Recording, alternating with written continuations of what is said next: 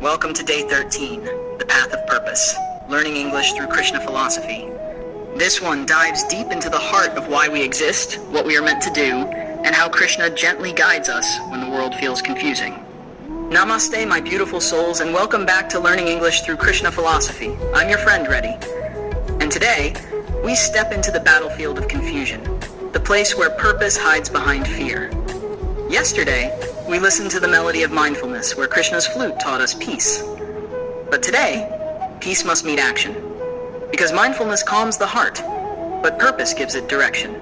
So take a deep breath, and let's see what we learned today. The sun blazed over Kurukshetra, conch shells roared, the air smelled of dust and destiny. But Arjuna, the greatest warrior, stood frozen, trembling, bow lowered. His eyes wandered over the field, not enemies, but relatives, teachers, friends. He turned to Krishna and whispered, "Madhava, my heart is confused. I know what I must do, yet I can't do it. I feel lost, like my purpose has vanished." Krishna smiled, calm as the silent ocean. He looked at Arjuna's shaking hands and said, "Arjuna, you grieve for what needs no grief. You speak of wisdom, but your heart is bound by illusion. Your duty, your Dharma, is not to run away, it is to rise." Arjuna lowered his head. "But Krishna, how can I fight those I love?" Krishna replied gently. "Love doesn't mean inaction. Your purpose is not to destroy people. It is to destroy injustice. You are not the doer, Arjuna. You are the instrument." As the wind stirred his chariot's flag, Krishna continued, "When your actions come from duty, not desire, from clarity, not confusion, that is purpose." Arjuna slowly lifted his bow again. The warrior within him woke, not out of anger, but understanding. And in that moment, the battlefield became his classroom, and Krishna, his eternal teacher. Fast forward thousands of years to a small apartment in a modern city where another warrior was fighting a quieter battle. His name was Aarav, a 22-year-old student. He had just graduated, but his mind was full of noise. What's next? Which career? What will people think? His parents wanted him to join a corporate job. His heart whispered something else. He wanted to teach, to create, to inspire. But fear made him mute. One night, while scrolling on his phone, he stumbled upon a verse. "It is better to live your own destiny imperfectly than to live another's life with perfection." Bhagavad Gita 3:35. Something stirred within him. He searched online, Arjuna's dilemma meaning, and as he read Krishna's words, he whispered.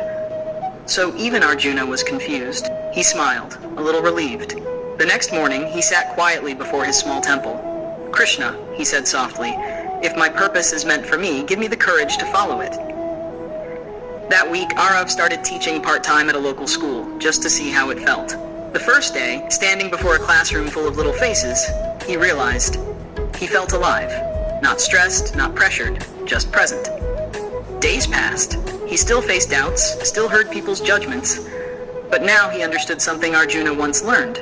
True purpose doesn't always roar. Sometimes it whispers. Krishna doesn't always speak through miracles. Sometimes he speaks through that quiet peace you feel when you're finally doing what your soul was meant to. Close your eyes for a second, my friend.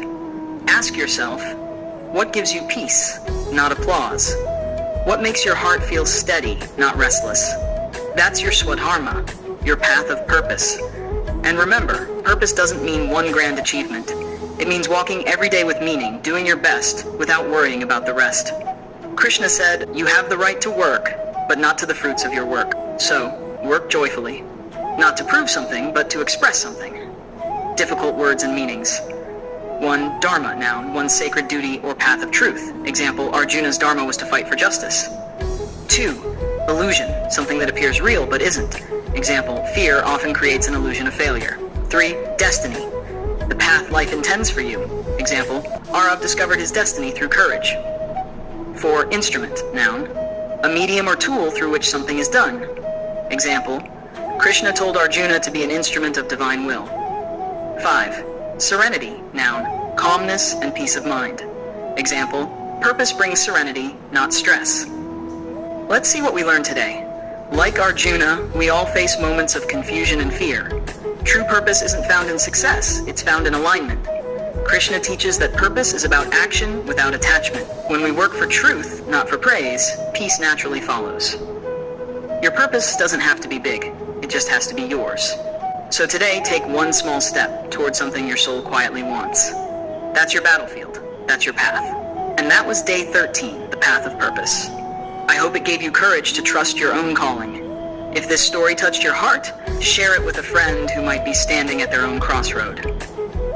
You're listening to Learning English through Krishna Philosophy, where each story teaches not just English, but the art of living with soul.